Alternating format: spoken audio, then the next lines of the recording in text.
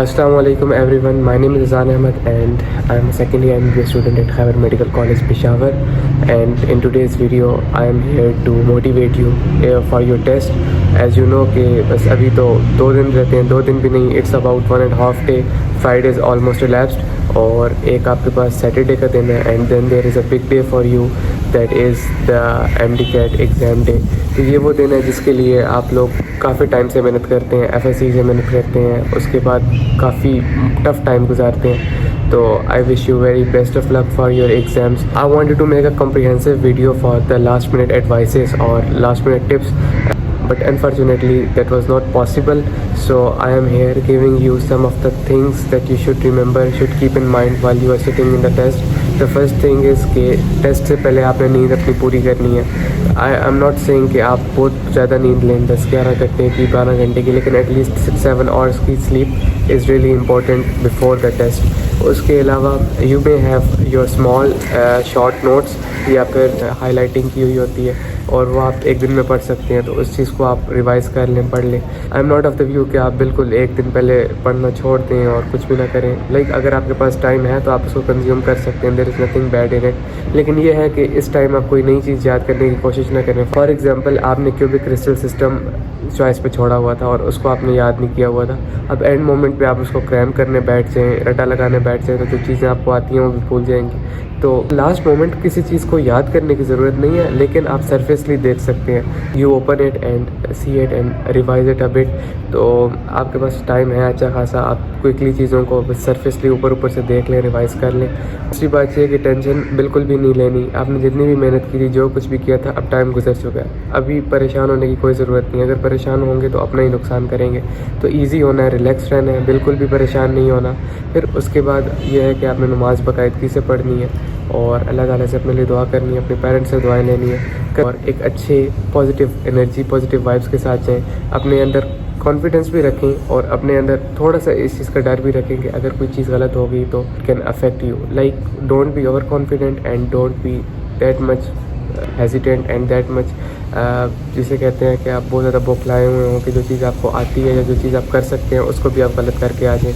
तो अपने आप को मिड लेवल्स पर रखना है, ना ज़्यादा ओवर कॉन्फिडेंट होना है, क्योंकि ओवर कॉन्फिडेंस में भी बंदा बहुत ज़्यादा गलतियाँ कर लेता है. बंदा कहता है मुझे सब कुछ आता है, और जब बहुत अंडर कॉन्फिडेंस होता है तो तब भी चीज़ें आपके लिए अच्छी नहीं होती. तो अपने आप को एक रिलैक्स्ड स्टेट ऑफ माइंड में रखना है. ये सारी बातें तो वो हो गई जो टेस्ट के पहले की हैं. अब टेस्ट में आपने क्या करना है? टेस्ट में सबसे पहले वही बात है कि आपने स्ट्रेस नहीं लेना. पेपर को देखे कुछ लोग घबरा जाते हैं. अच्छा, इस तरह होता है कि कुछ लोगों का फॉर एग्जांपल उनको फ़िज़िक्स मुश्किल लगती है. पेपर उन्हें मिला, उनका वर्जन इस तरह था कि पहला सेगमेंट जो है फ़िज़िक्स का आ गया, वो देखेंगे डर जाएंगे और बस वहाँ से उनका सारा आगे ख़राब हो जाएगा. तो ये काम बिल्कुल भी नहीं करना. अगर फॉर एग्जांपल आपको फ़िज़िक्स मुश्किल लगती है और फर्स्ट पे फ़िज़िक्स आ गई है, आप उसको स्किप करें और नेक्स्ट पोर्शन पे जंप कर दें. अगर MCQ शफल्ड हैं तो फिर जो फर्स्ट अगर MCQ फ़िज़िक्स का है और वो आपको मुश्किल लग रहा है तो उसको फ़िलहाल के लिए स्किप करें और अगले MCQ पर पढ़ दें. एक नज़र उसको देख लें कि वो MCQ क्या है, समझ आ रही है, ठीक है, नहीं आ रही, just jump on the next MCQ. क्योंकि बिहाइंड द माइंड, मतलब आपके दिमाग में वो आपका ब्रेन उस चीज़ को प्रोसेस कर रहा होता है. अगर एट अ टाइम आपको वो चीज़ याद नहीं आ रही तो मे भी जब आप 15-20 MCQ सॉल्व करने के बाद उस पर आएंगे या फिर एक सेगमेंट या एक पोर्शन सॉल्व करने के बाद उस पर आएंगे तो आपके दिमाग ने वो चीज़ लाइक समवेयर वो प्रोसेस कर ली हो और आपको कुछ याद आ गया हो या कुछ उससे रिलेटेड चीज़ आपकी समझ में आ गई हो. तो आई वुड से कि इन अ वन गो अगर आपको कोई चीज़ समझ नहीं आती तो उस पर परेशान होने की ज़रूरत नहीं है. जस्ट लीव दैट और jump to the next MCQ. फिर उसके अलावा ये होता है कि अगर आपको बहुत एक टफ MCQ आ गया, फॉर एग्जांपल एक फ़िज़िक्स का न्यूमेरिकल आ गया जहाँ पे आपको 3-4 फार्मूलाज लगाने हैं, तो स्टूडेंट्स क्या करते हैं, वो लेकर बैठ जाते हैं और उसको सॉल्व करने लग जाते हैं. ठीक है, आप 1 मिनट दें उसको या थोड़ा बहुत उसको सॉल्व करें, लेकिन जब आपको लगे कि ये आपका MCQ बहुत ज़्यादा टाइम ले रहा है, लाइक 4 मिनट हो गए हैं, 3 मिनट हो गए और ये MCQ सॉल्व ही नहीं हो रहा, तो उसको 2 मिनट के लिए उधर छोड़ दें और नेक्स्ट MCQ पर चले जाएं. बिकॉज वो MCQ जो आपको नहीं आते, ये वो जिन पर बहुत ज़्यादा टाइम लग रहा है, उनके लिए आप उन MCQs को नहीं छोड़ सकते जो MCQ ईजी हैं या जो MCQs आपको आते हैं. एक और चीज़, आपने MCQ सॉल्व किया और आप एकदम से मार्क कर देते हैं। ये काम आपने बिल्कुल भी नहीं करना। MCQ सॉल्व किया और आपको करेक्ट आंसर पता चल गया, आप क्वेश्चन पेपर पे उसको मार्क कर लें और 1-2 MCQs और सॉल्व कर लें, या फिर उसको एक दफ़ा दोबारा से रीड कर लें और फिर आपको फिर भी अगर वही आंसर आ रहा है तो फिर उसको बबल शीट पे सॉल्व करें।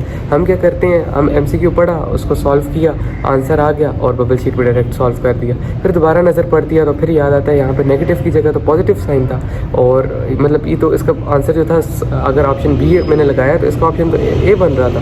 तो फिर वहाँ पर आप कुछ कर नहीं सकते ना, वहाँ पे फिर आपको दोबारा से टेंशन हो जाती है कि आप तो बबल फिल कर लिया, अब क्या करूँ। तो बेहतर ये है कि आप एक दफ़ा MCQ पढ़ें, उसको सॉल्व करें, आपके पास एक आंसर आ गया, उसको क्वेश्चन पेपर पे मार्क करें, फिर एक दफ़ा क्विकली मतलब 5 सेकंड में 10 सेकंड में just read the question again, उस क्वेश्चन को रीड करें और फिर उसमें जो करेक्ट आंसर अगर सेम वही आ रहा है तो फिर आप उसको बबल शीट पे मार्क कर दें instead of directly marking on the bubble sheet. इस तरह गलती होने की चांसेस है।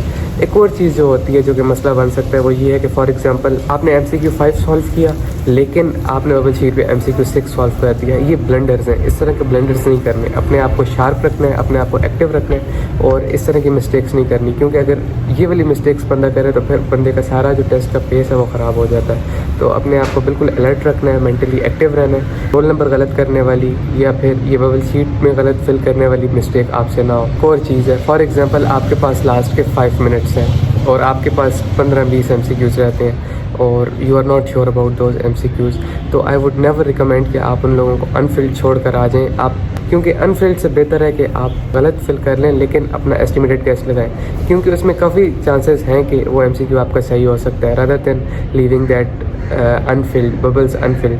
तो उसमें मार्जिन बन सकता है कि मार्क्स आ जाए नहीं आ जाए, क्योंकि नो वन इज़ 100% परफेक्ट। जब आप टेस्ट में बैठेंगे तो मतलब जिसने सब कुछ भी पढ़ा हुआ है तो उसको भी 200 में से 200 MCQs नहीं आ रहे होंगे। काफ़ी इस तरह के MCQs होंगे जहाँ पे आपको लग रहा होगा कि ये मैंने पढ़ा है लेकिन मुझे अब याद नहीं आ रहा। तो इस तरह सब कुछ होता है, तो वहाँ पर आपने एजुकेटेड गैस लगाना है और अपनी थोड़ी सी गट फीलिंग्स यूज़ करनी है। बिल्कुल अंधा गैस नहीं लगाना, बिल्कुल आउट ऑफ द वे जाके तुक्का नहीं लगाना, लेकिन एस्टिमेटेड गैस लगा के वहाँ पर MCQs को सॉल्व करना है और बबल्स को फिल करना है। मतलब ये है कि आपने कोई भी बबल अनफिल्ड नहीं छोड़ कर आना वहाँ पर। एक और चीज़ भी है, वो ये है कि जब आप सॉल्व करते हैं MCQ, आप सारा क्वेश्चन में सॉल्व कर लेते हैं और आखिर के लिए बबल्स छोड़ देते हैं। ये गलती कभी भी नहीं करनी, क्योंकि आपने जो कुछ भी करना है जो आपकी चेक होगी शीट वो तो आपकी बबल शीट होगी। एग्जामिनर को क्या पता है या मशीन को क्या पता है कि आपने 200 के 200 MCQ सही किए थे लेकिन वो क्वेश्चन पे किए थे। तो मेक श्योर कि आप हर 15, 20, 30 या जितना भी आपका एक है सेट टारगेट है उसके बाद आप बबल्स को फिल करें। मतलब बबल्स को साथ साथ इंटरवल्स के साथ फिल करते जाएं, ना कि आप इस तरह करें कि आखिर के लिए सारे बबल्स छोड़ दें और आखिर में आपके पास 5 मिनट हों और 5 मिनट में मैक्सिमम 50 बबल्स फिल हों और 150 बबल्स फिल ही ना हो। तो ये वाला काम भी आपने नहीं करना। बाकी उसके अलावा बस टेंशन नहीं लेनी, स्ट्रेस नहीं लेना, जो होता है वो अच्छे के लिए होता है। अपने आप को ईजी रखना है और best of luck for your exams and